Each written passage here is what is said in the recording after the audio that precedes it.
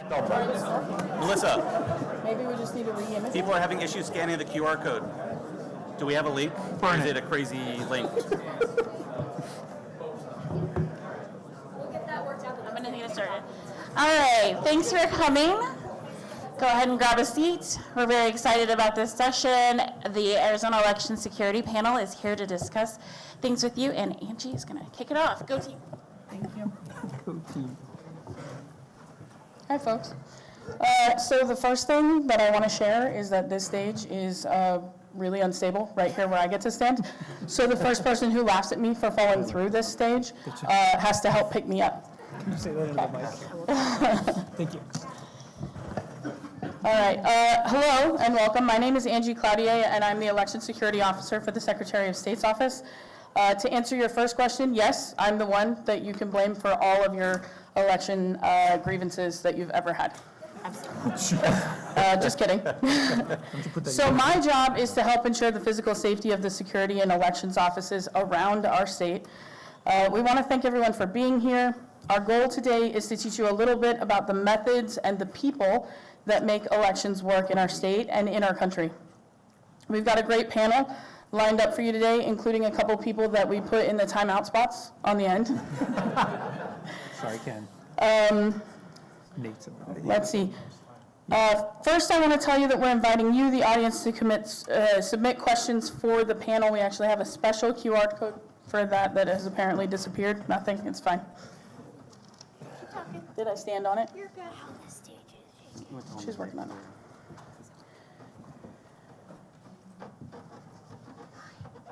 All right, in the meantime, once we get that QR code up, you're going to scan it on the screen to submit a question. Please make sure to include your... I want people to not be able to hear me. I'm really not. You're doing a great job. I promise. Is there any IT people in the crowd? And done. Yay!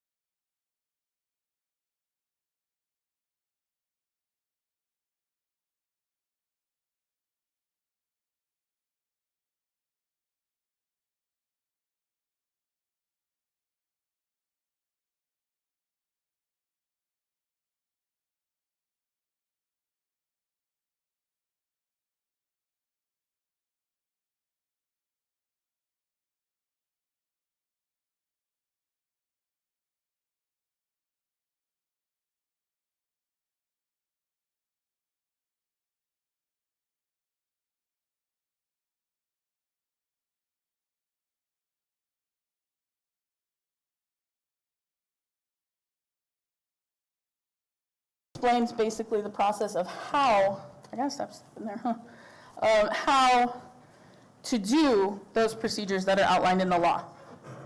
So on top of that, federal laws such as the Voting Rights Act of 1965, the National Voter Registration Act of 1993, the Help America Vote Act of 2002, and the UOCAVA, or Uniformed and Overseas Citizens Absentee Voting Act, say that 5 times fast, establish important standards for election integrity and voter rights. Together, these laws form the foundation for conducting elections in Arizona, safeguarding the rights of voters, and ensuring that the democratic process is upheld. So these folks here that are with me today represent a fraction of humans who do the work to secure elections every day, not just every 2 or 4 years. So without further ado, I'm going to give each panelist 1 minute to introduce themselves and their role in elections. I'm going to let Michael kick us off. Okay, don't shock me if I go over a minute. So I'm the CISO for the Arizona Secretary of State's office. My job is to increase the security not only of my organization, but also any way that I can support the 15 counties of Arizona, increase the election security for all of Arizona. And last but not least, what can I spread nationwide as part of the nationwide conversation? So while the Arizona Secretary of State's office is the head election office in Arizona, we are a bottom-up state. That means other than these manuals, and this is the crowd that's down to RTFM, read the fun manual, right?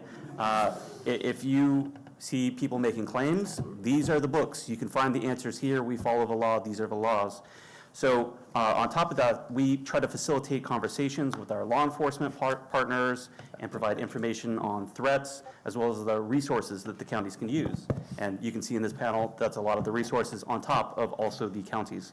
So the goal of this discussion is to combat the greatest threat to elections, and that's the erosion of voter confidence. People won't participate in a democracy if they don't have faith that the system is fair.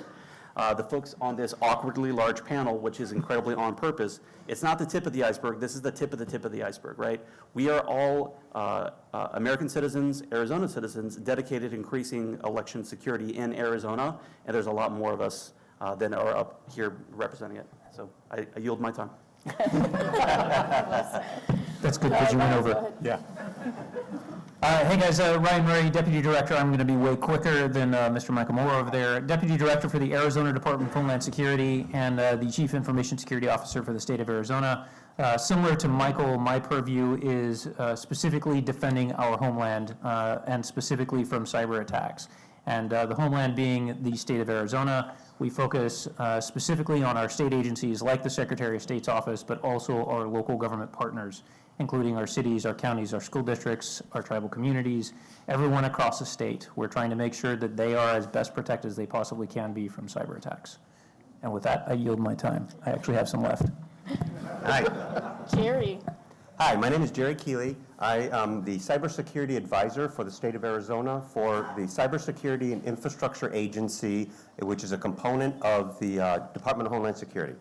And so, I lost my train of thought right here. So I represent the federal partner in this group that helps support critical infrastructure, which there is a really large focus on our elections infrastructure. Thank you.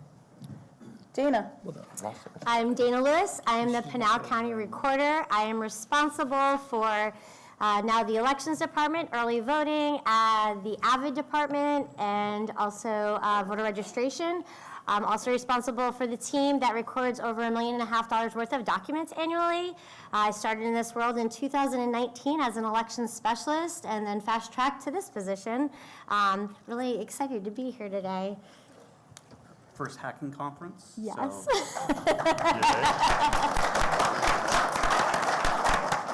And our first time outer, Nate, would you go ahead and stand up, please? I'm calling this the kids' table. I'm 6'4", and they put me at the kids' table. We'll just say that.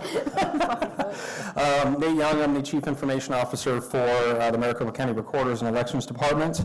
We handle all the elections-related needs for the county itself, and we also, as with Dana, handle all the recordings of deeds, death certificates, anything you can record, we try and do that, and I'm happy that we are here speaking to you today. I yield my time. Thanks, Nate. Lester, go ahead. Yeah, good afternoon. I'm Lester Gotzi. I'm the Chief Information Security Officer for Maricopa County. So my role in the context of election security is I maintain enterprise responsibility for cybersecurity for Maricopa County. As you would imagine, I work very closely with Nate in the Recorder's Office, and this is something that we, being Maricopa County, have to be prepared for along those lines. So thank you. Thank you. Sean? My name is Sean Trachtman. I am a cybersecurity analyst for Cochise County. So I am down in the trenches, eyes on screens kinds of thing. I am part of a cybersecurity team, which is part of the IT department, and we all have elections front of mind all the time, every day, every hour. That is one of our most important missions. I'm good. And last but not least, Ken. Hey, I'm not 5 foot or 6 foot, whatever, but I'm Ken Mata. I'm the CIO of Runbeck Election Services. I am a defector to the private sector. I used to work for the state in a similar capacity. I represent the private sector here today. We at our company, we're responsible for printing and mailing ballots, providing ballot on demand printing systems for election day operations. We have sorting and ballot scanning of packets when they come back. We have produce software that gathers signatures for petitions. A large portion of the American public interacts with our products and services. And glad to be here sharing this panel with these guys. I'm honored to be here with these guys. Thank you. We're honored to have you. Okay, so now we're going to jump into some of our pre-generated questions. As I said at the end, we'll try to get some of those audience questions up here and go through them. If we don't, we will follow up with you via email in so much as we're able to. So Michael likes to put me in awkward situations. And today he decided that I should be the monitor, but I shall also be here to represent the physical security side of the house. And I wanted to share some things with you, but I thought it might be weird if I sit up here and ask myself questions. I do like to talk to myself, but not with this many people in the room. So instead, I'm just going to share answers to a couple of questions that I get a lot. And the first of those is that if the state is bottom-up, which as Michael described means that basically the counties are largely in charge of how their processes work using the frameworks that I've presented to you, how does the Arizona Secretary of State help to keep election offices safe and poll workers safe? So one of the initiatives that Michael and I and Ryan are most proud of is what we call our statewide security tours. We're traveling to all 15 Arizona counties to meet with the election staff and other supporting staff that connects or supports elections to learn about their security and share best practices and resources with them. The idea and goal is to help every county implement common sense security practices that are consistent throughout our state. Additionally, we've created a monthly meeting series, we call it the Statewide Election Security Meeting, for all election officials that we use to discuss best practices, new and emerging threats, and potential solutions to those things. Finally, one of my jobs is to be a liaison between the Secretary of State, county offices, and law enforcement. Counties always have the option to work directly with law enforcement in the event of a security issue or concern, but we want to make sure that they have those resources and they know where to find those resources. So my job is to be a familiar face that can find, that they can call, and I can remind them of what to do and connect them with the folks that want to help. And another question that I get all the time is, are they really getting threats though? Like, what kind of threats do election officials actually get? So some examples that you may have seen in the news, this is certainly not an exhaustive list, are white powder substances in the mail. Some of those were fentanyl, some of them were other substances. Bomb threats to multiple offices at the same time, and swatting incidents to individuals inside and outside our own state. Most of the threats are political, but we also see threats focused on an official's race or religion and other such things, and the worst are those that are directed at election officials' children. So because the threats can vary so much in type and intensity, it's really important for us to maintain great working relationships with law enforcement across the state and encourage everyone to report threats to those law enforcement officials. Arizona has something called a fusion center, which acts as an information hub to all law enforcement, so that when we report to them, that information becomes available to all officers in the state and in the nation. By reporting this information, law enforcement and IT professionals are able to work together to look for patterns of behavior that sometimes prevent or even mitigate the impact of a particular threat. So let's kick it over to my partner at the Secretary of State's office, Michael. Tell us, what is Arizona doing to prepare to secure elections this year? Thank you, Angie. So while Angie is the primary for our response to physical threats, I focus on cyber as well as reputational threats. Many of the counties that we support are target-rich and cyber-poor. So on top of the tours that we are doing, getting out and talking about the best practices that Angie just mentioned, we've started a Tiger Team initiative where we're trying to connect the counties to both information security as well as election logistical support and resources. And this has mainly manifested in encouraging them to use the products and services that are already available to them that they're just not aware of or don't understand the value of. So utilizing their own central IT department, all the products and services that they offer, our CISO partners, the Arizona National Guard, and especially the Cyber Readiness Program that Ryan's going to talk about a little bit more with the Department of Homeland Security. We also perform threat intelligence gathering, like Angie was talking about with the death threats, meaning we go out there on publicly available sources, gather the threats, track them, and report death threats that target election officials to law enforcement. We also have technology-focused statewide election security meetings where we make sure that the IT teams of all the counties are aware of emergent threats, the resources to combat these threats, and we are consistently doing miniature tabletop exercises to constantly drill people. We had our last tech SESM, as we call it, yesterday, and we went through responding to active shooter situations.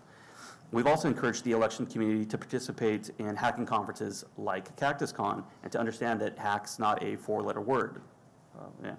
I'm going to go slightly over, I apologize. So I define hacking as understanding a system so well that you know how it's supposed to work and you're able to cause outcomes to your benefit, frequently unintended outcomes. Freedom of speech is being hacked.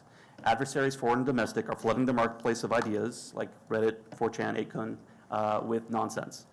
There are little to no repercussions, while the damage is real. Deepfakes are going to ramp all of this up to 11. So please make sure that you're aware of emergent deepfakes, that you're talking to your friends, your family about them.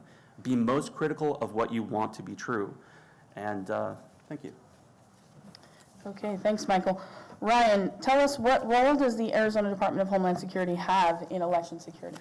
Thanks, Angie. And I'll say similar to the Secretary's office, we do not play a direct role in the running of elections, but as our mission is supporting and defending the entire state, we're looking at doing that through really two primary methods, three if you count a few other things. One of those is providing cyber defensive capabilities to all of our cities, counties, school districts, and tribal nations across the state of Arizona. As Michael mentioned, we have a lot of target-rich cyber-poor environments. The cyber poverty line is real. Our cities and counties, especially after you get outside of Maricopa, are very under-resourced, understaffed, and do not have the capabilities to defend themselves when it comes to the majority of facing against nation-state cyber threat actors. So we're trying to raise the bar and make sure that they have the same sophisticated capabilities to defend themselves as any other larger entity would, whether they are a large city, a large county, or otherwise. On top of that, we're gathering telemetry to identify cyber attacks across the entire state. And we're taking sort of the NATO mentality of an attack against one organization within the state should be seen as an attack against the entire state. We want to make sure we're coming to the collective defense of the entire community. So if Cochise County sees a cyber attack, we can take that information and share it across all of the other counties, all of the other cities, all of our partners everywhere to better defend ourselves. And then on top of that, being able to partner with organizations, as Michael mentioned, like the National Guard, to do proactive vulnerability assessments, as well as potential light pen testing and responding to cyber attacks as they happen if they are impactful. a combined effort between all of our organizations coming together to respond to attack, to make sure we can get these organizations back up and running and get them defended against attacks as best as we possibly can. Thanks, Ryan. Thank you.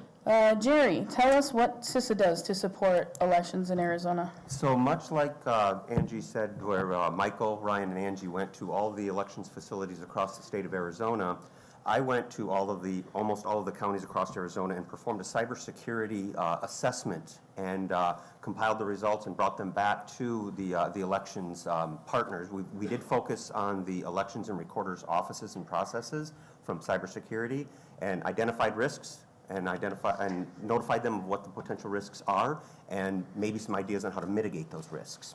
And then on top of that, CISA as an organization, I also have a protective security advisor for the state of Arizona, and he has gone to all the elections entities and done physical security assessments as well to understand, run, hide, fight, and understand the physical security of the buildings.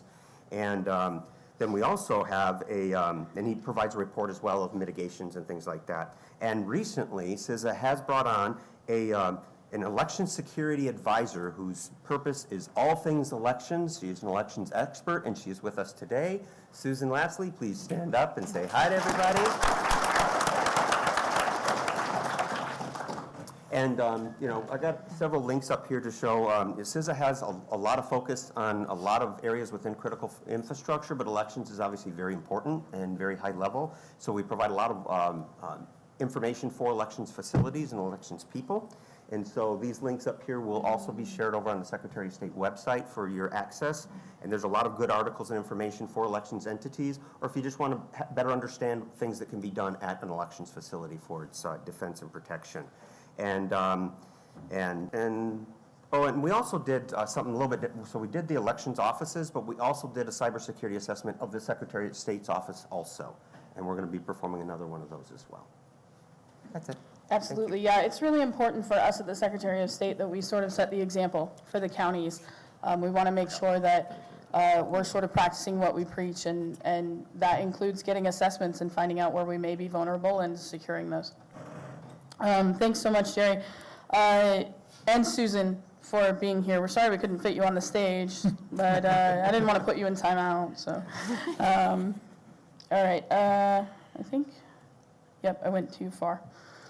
Dana, give us some insight into some of the procedural safeguards that are built into the elections process.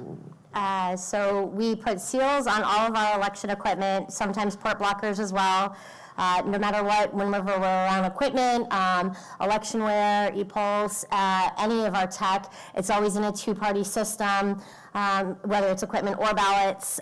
We have security cams on all of our processes. Those are recorded, and even on some of our other functions, we have live feeds out. This helps minimize the amount of foot traffic we have in our spaces for observers. So if I can put it on live stream, then I don't have to worry about the person trucking down to Coolidge, which is important. And then we're always available to answer questions and try to ensure that our processes are as transparent as possible. Great, thanks, Dana. I want to take a minute to just thank Dana for being here because she represents election officials around the state that we know are doing extremely important work in the face of a lot of threats to their personal safety as well as their family's safety and well-being.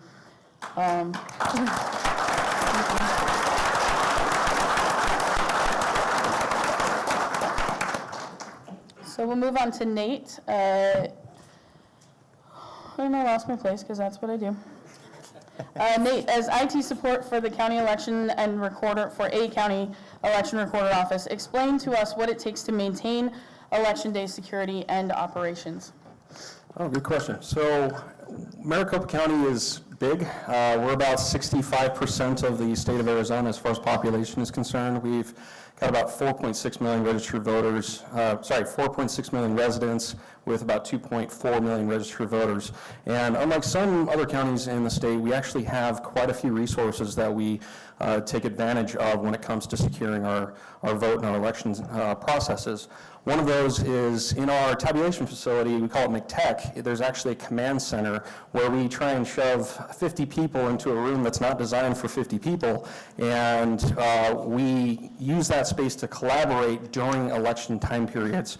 And we put as many people in there as possible, from IT folks to supervisory individuals, and we also have our partnering organizations like CISO, like the FBI, like the Sheriff's Office, and we also have other partners like the ACTIC and our other vendor partners like Runbeck that we get election services from.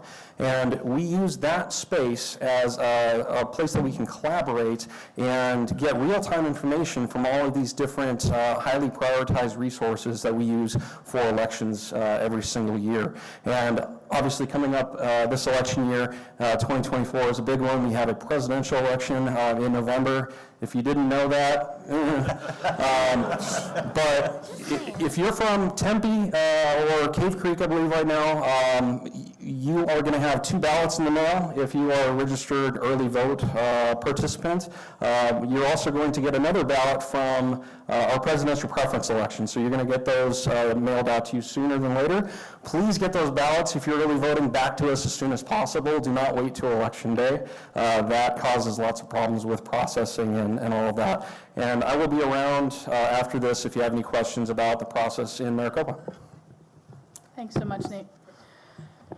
I do just want to take a minute, since Nate brought up election dates, to advise everyone that the primary election for this year did change. Does anybody know the new date? Good answer. July 30th. Thank you to the person who told me this. We planted that. Okay.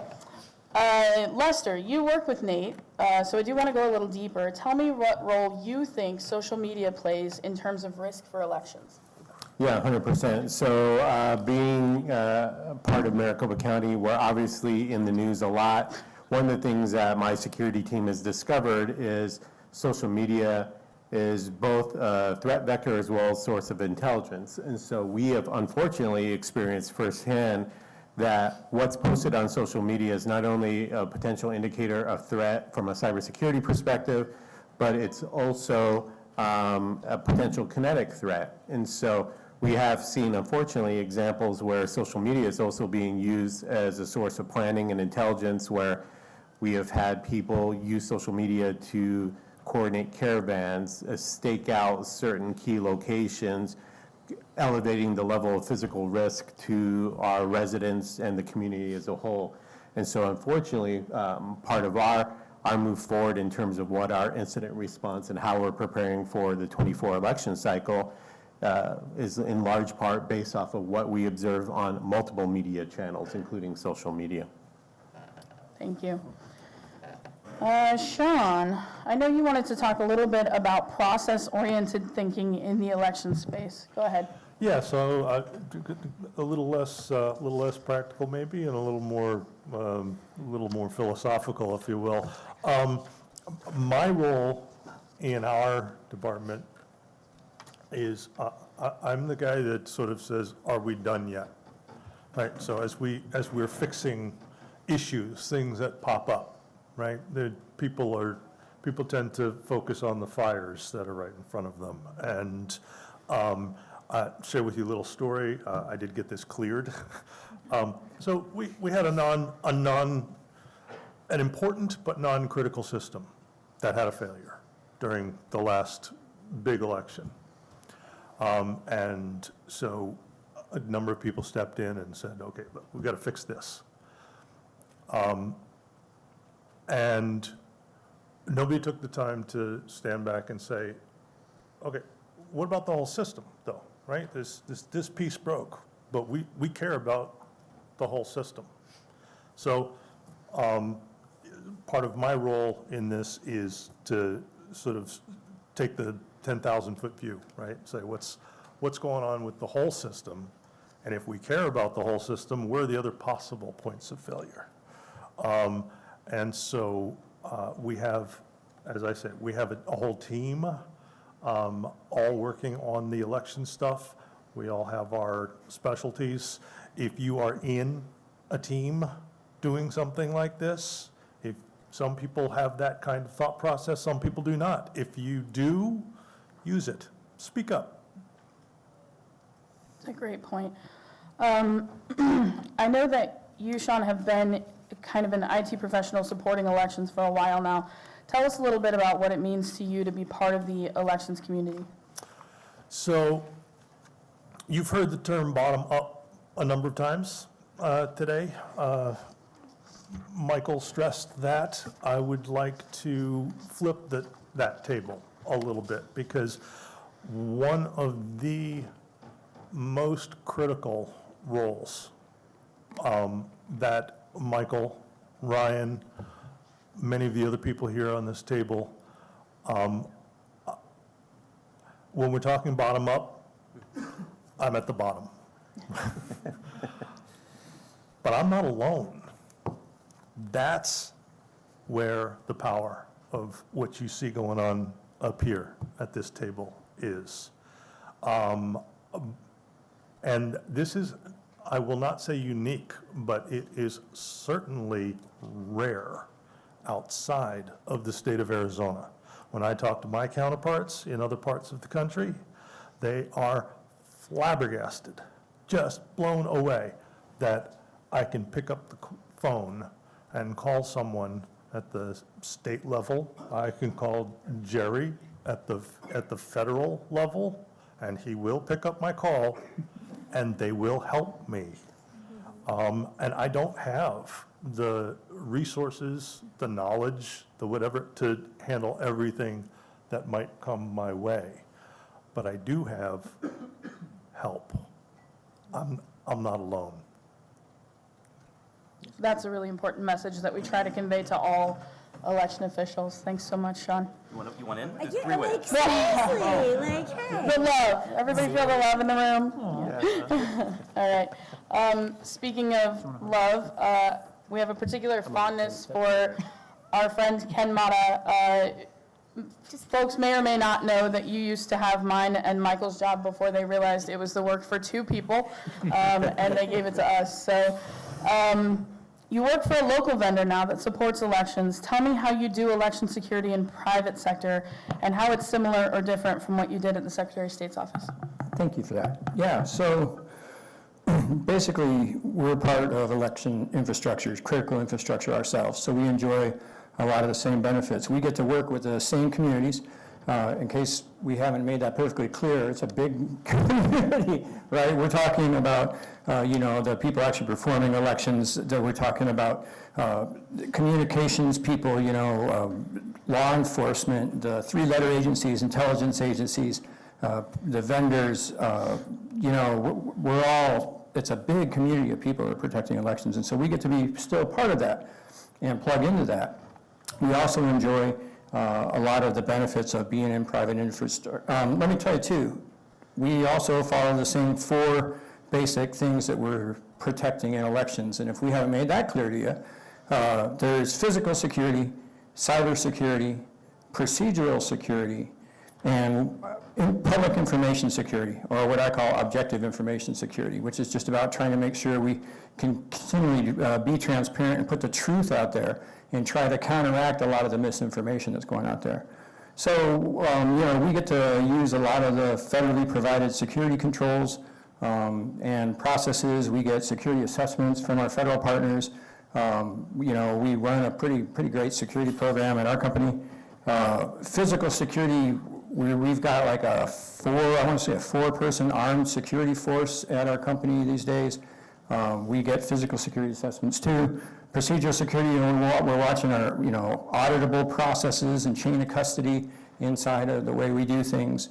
And we work very closely with PR firms and the press, and try to have, tours through our company, try to be transparent, trying to combat misinformation the best we can.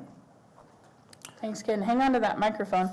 As a long-standing and well-respected member of the elections community, tell us what you see as the greatest threat to elections. I might share this. I won't put words in anybody else's mouth too, but I think the common threats that we're looking for as an industry, one is misinformation. And this isn't just like misinformation spawned by foreign actors. We used to be really worried about that, about malign foreign influence into the industry. These days, we're more concerned about domestically generated misinformation that affects our industry. So, my company has been thrown under the bus many times,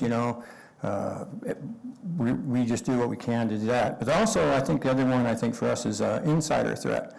Right now, we're really worried about, as these vacancies happen in our industry, because it's so toxic right now, because of the death threats against our children, because it's really kind of turning into this caustic workplace.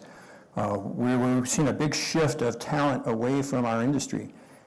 Those holes are filled, and we're trying to make sure they're not getting filled by people with bad intent. Physical security, too. The last few years, since the misinformation spread, now we have to really watch our backs. Thanks, Ken. All right, so we gave you all our questions, but while we've been standing here talking, my lovely assistants in the front row, who keep reminding me that I'm not advancing the slides, have provided me with a list of questions from the audience. Again, if your question doesn't get read now, please keep in mind that we are going to follow up via email as much as possible. This is that resource slide, so we want to make sure you see that again. I might have gone too far. Hold, please. Dream job alert. We'll just go back to well, I guess we don't have to go through the questions because you guys already have them. If at the end you guys have additional questions and you didn't get that QR code, come and find us and we'll make sure that you can submit your questions to us and we can get you an answer. So, make sure I have the right questions here. All right, this is a great one to start off with. What can we do to increase security in elections? I think we could be interpreted as the voters or members of the cybersecurity community, and I'm going to open this up. Is there a panel member that wants to start this off?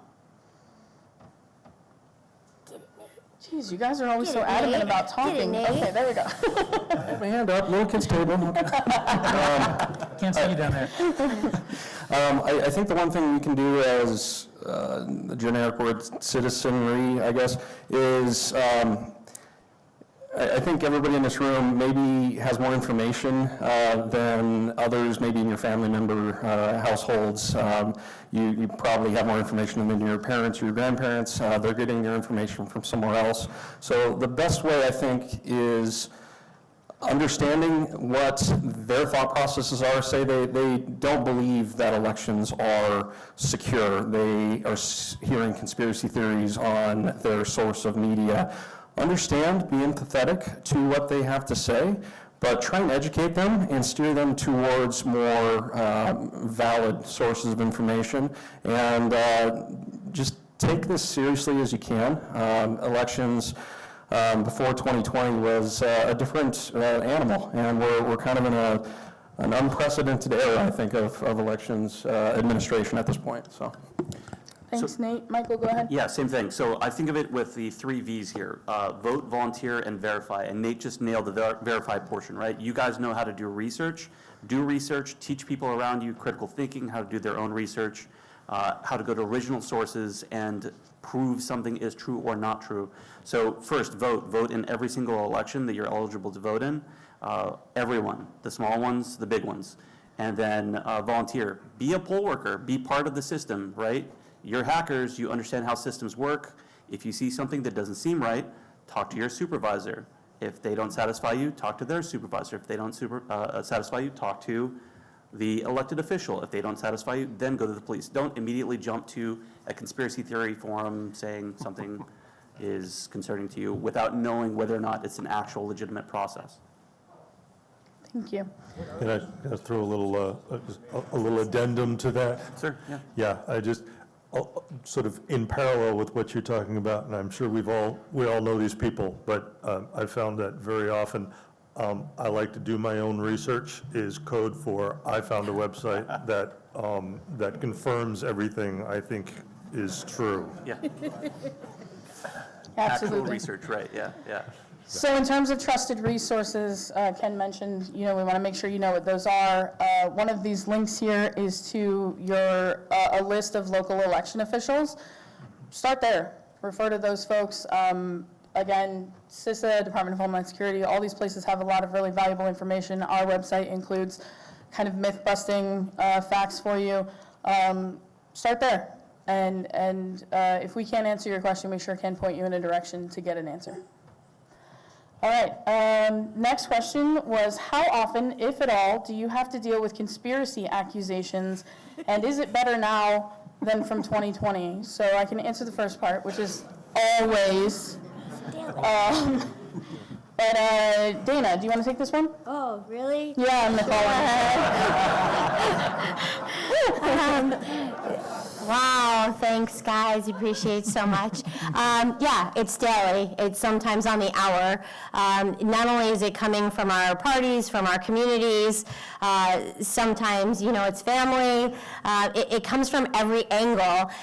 What's really great is being part of a team that I have 50 full-time employees. I have another 50 election cycle temps, over 1,000 poll workers. I have a complete community in the county that supports us. And the more that those people interact with what we actually do every day, chain of custody, audit forms, sealing, the ballot boxes, the innovative GPS lock system that we use in Pinal County, understanding where your trusted sources are. Those people who are part of our process, they're part of our progress, and they're not part of our problem. So go back to those people who actually do the job, ask the hard questions, and they will be thrilled to tell you the path of enlightenment, if you shall say. I love that. Yeah, I remember when I was working for a county just getting really excited when I had somebody call and say, hey, so I heard this rumor and I figured I might as well just call and ask you. And I was like, thank you, thank you, thank you. Michael, go ahead. I promise I won't do this for every single one. I'm not trying to hog the mic. Here's an example. This is going to happen. People, you guys know what war driving is, right? They're gonna try and do that to polling locations. They're going to be amateurs are going to be sniffing Wi-Fi traffic and making outrageous claims. They will not know what they're talking about, and you folks do. So we can't answer everything ourselves. Feel free to, I'm blessing you on this, not that you need it, but if someone's wrong on the internet, please, well, actually them. Brava, brava. That's great. I'm going to let Ken take this one because I think he does a really good job of explaining this. So people talk about whether voting machines are connected to the internet at any time during the election. Voting machines are not connected to the internet. What is the biggest misunderstanding, though, that people have about this that you'd like to correct? I think the public isn't entirely aware of the definition of a voting machine. A machine that actually tabulates ballots, that counts our votes, that holds those votes, are never connected to the internet. There's also a lot of other tabulation adjacent equipment that could be connected. One would be like our networks in our offices, in our election offices that we work in. But the Secretary of State's office could get hacked and they would not be able to change a vote. Do you understand what I'm saying? The public doesn't see that. Again, I'm going to lean on you guys. You guys are a little more savvy. You start to understand the delineation between these separate, very disparate systems. We also have like poll books at the polls that may be connected to the internet, but they're not tabulating equipment. They're not actually tabulating votes. I think that's probably the biggest misconception that the public gets. They see the headline. The media doesn't help with this, right? They see a headline that says, hey, this election office was hacked. They had a virus found on their machine. Oh, the elections are insecure. Not necessarily the case. Thanks, Ken. I knew you could handle that.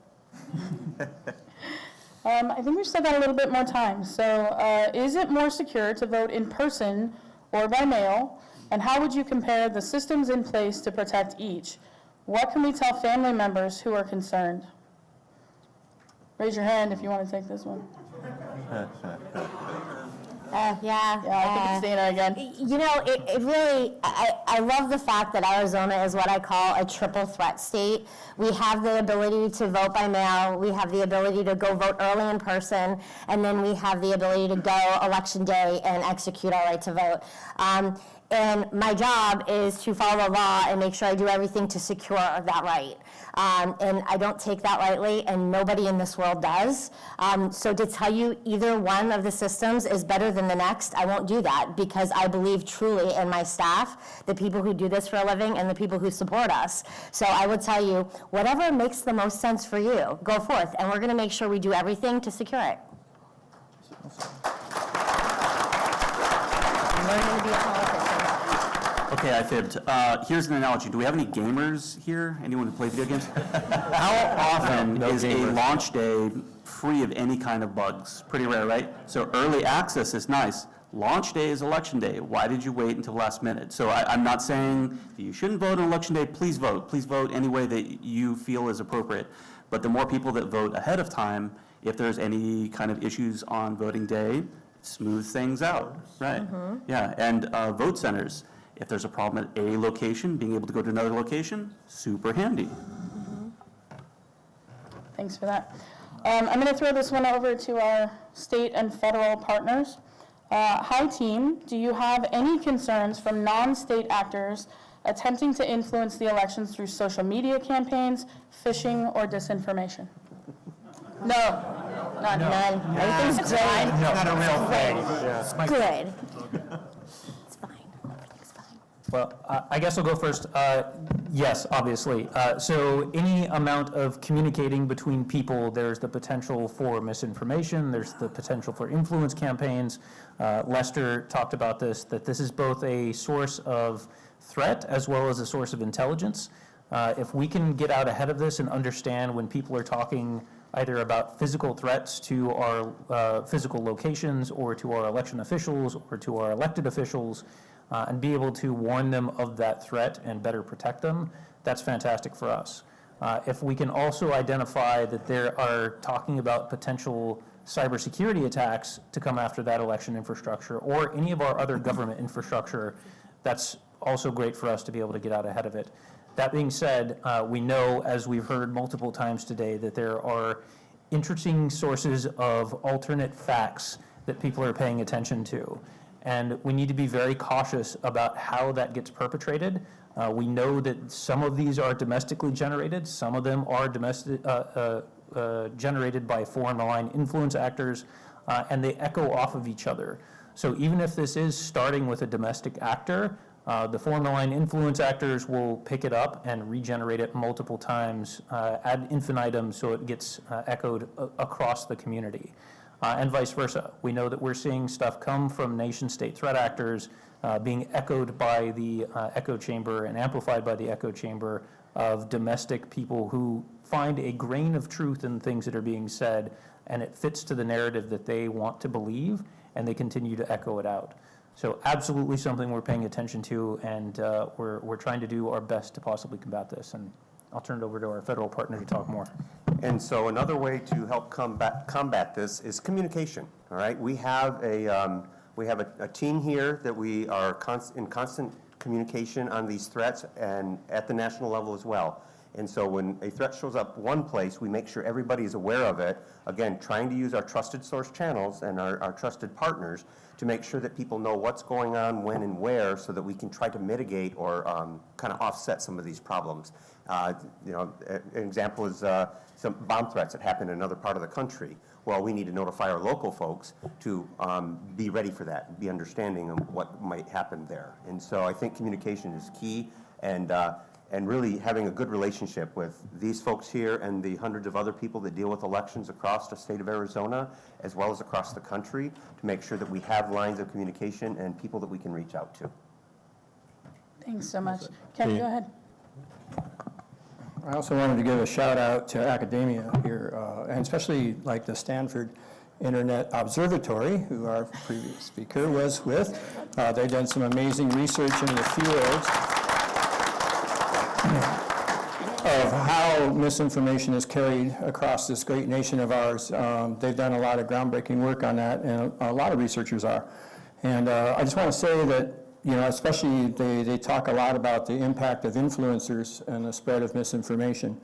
And that's something we are just needing to embrace in our community. We've seen a little bit of work in several states trying to get like sports figures and music celebrities and trying to get in on and to be able to carry the message of truth and rationality into the masses, because we have a very, very small speaker, and maligned influencers have a very large megaphone, and that's one of the real problems that we're facing today in our community. Thanks, guys. So kind of along that same stream of communication, this next question, I'm going to open it up to this panel. How can we talk productively with friends and family members who are skeptical about our state's election security? Any volunteers? Michael, they've called on you. Michael's been voluntold. Just read these books and just explain it all to them. It's easy. Fine. It's great for insomnia. Be respectful, first off, right? Like, don't be rude or dismissive. If you want someone to completely shut down, insult their intelligence, just realize that they're being targeted by sophisticated attackers, by people that they respect and trust as well, who are telling them that things are being stolen from them. And that's deeply emotionally impactful. And you're going to be fighting an uphill battle. But it is worth fighting. Like, you can't just be like, oh, well, I'm just going to talk to my uncle anymore. Oh, well. And for a long time, that kind of was the strategy for election officials, right? Let people believe what they want to believe. We stay out of those arguments. That's up to them. But it didn't really serve us well. And we found that what serves us better is to utilize all of you as we educate you, to remind you that we want you to go out and we want you to share with people, but make sure that you're sharing accurate information. Make sure that the information you're providing is true. And if you're not sure, say you're not sure and tell them where those trusted resources are, because now you know where they are. Michael may not be able to deem you all, but I am actually a high priestess for the Universal Life Church for my friends who wanted to get married. So you are blessed to do so. Please go out and make that happen. All right, we're going to wrap things up here with one last question from our audience. To each person on the panel, what keeps you up at night between now and November? So many things. Let's start at this end. Ken, go ahead and kick us off.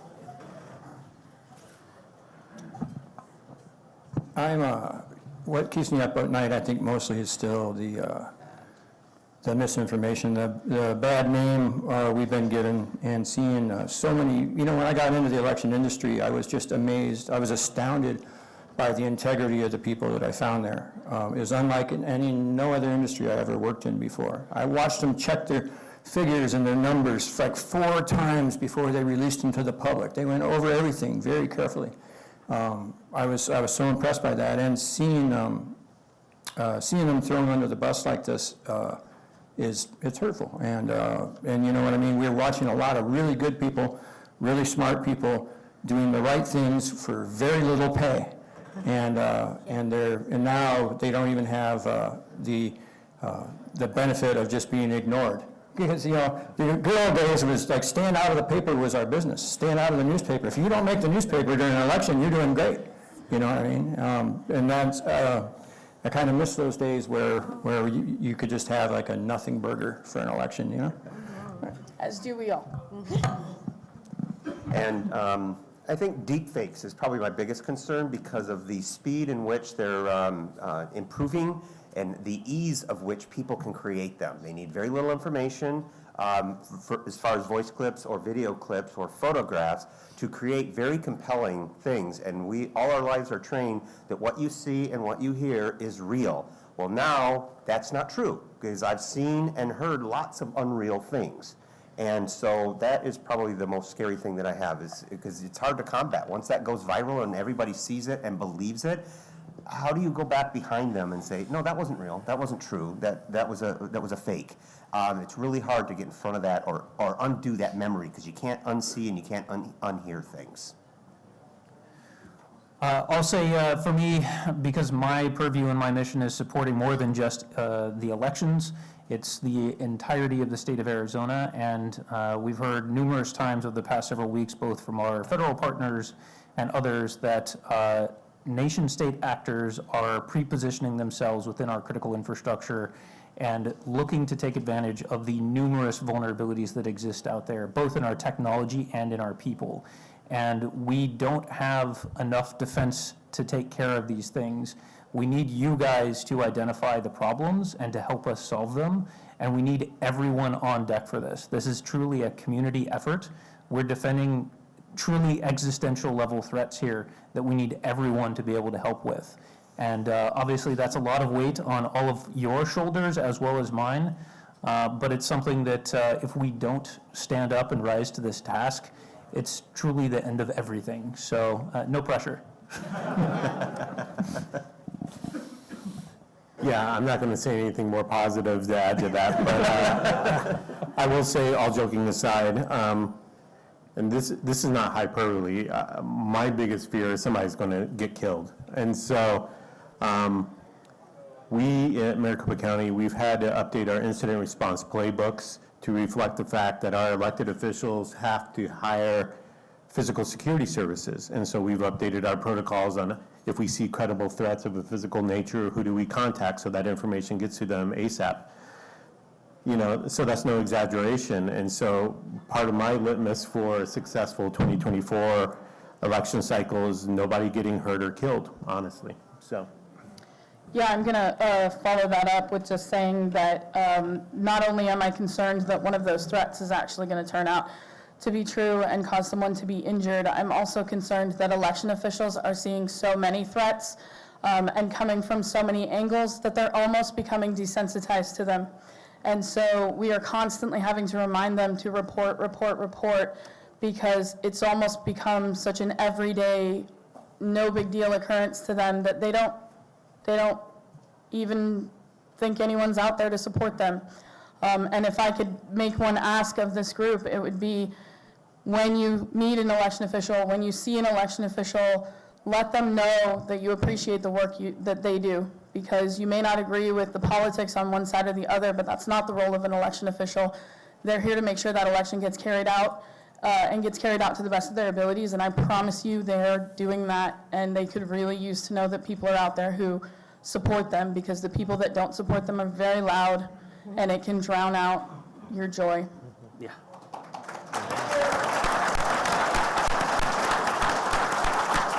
So super quick, all of this, but like Jerry, my greatest concern right now is deepfakes and in general synthetic content. It's going to increase the quality, quantity, and urgency of dis, and malinformation. You are going to see videos of both candidates saying, doing terrible things, dying right before the election, fake videos, and it will affect how people vote. That is my greatest fear.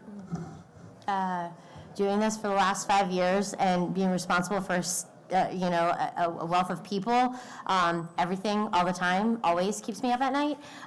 That's part of this life, but it's okay, because I think the anxiety, as long as it's not in a constant state, keeps me on my toes to be better for them every day. So it's okay, I'm still good with it. So you just stole the word I was going to use. What keeps me up at night? Life. But in a specific way.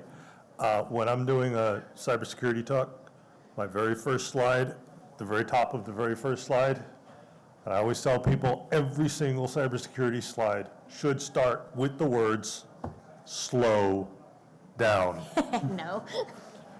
If you just slow down a little bit, take a look at what is going on, what are you about to click on, things like that. It's because I'm the one that has to deal with what you click on. That's right. If you click on it, I got to deal with it. And so and every time it's because of life. You know, you're on your phone, you're doing your thing, and pop, and they got us. Thanks, Sean. Slow down. We're running a little low on time, so I want to push this last one. Go ahead.